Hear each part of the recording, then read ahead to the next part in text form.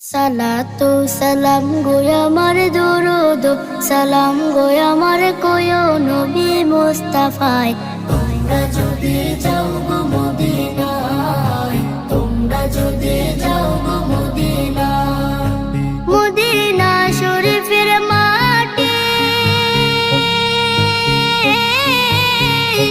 আমার চোখে মুখে বুকে মাখিও। এমন পবিত্র মাটি, এমন পবিত্র মাটি আমার নবীর রওজায়।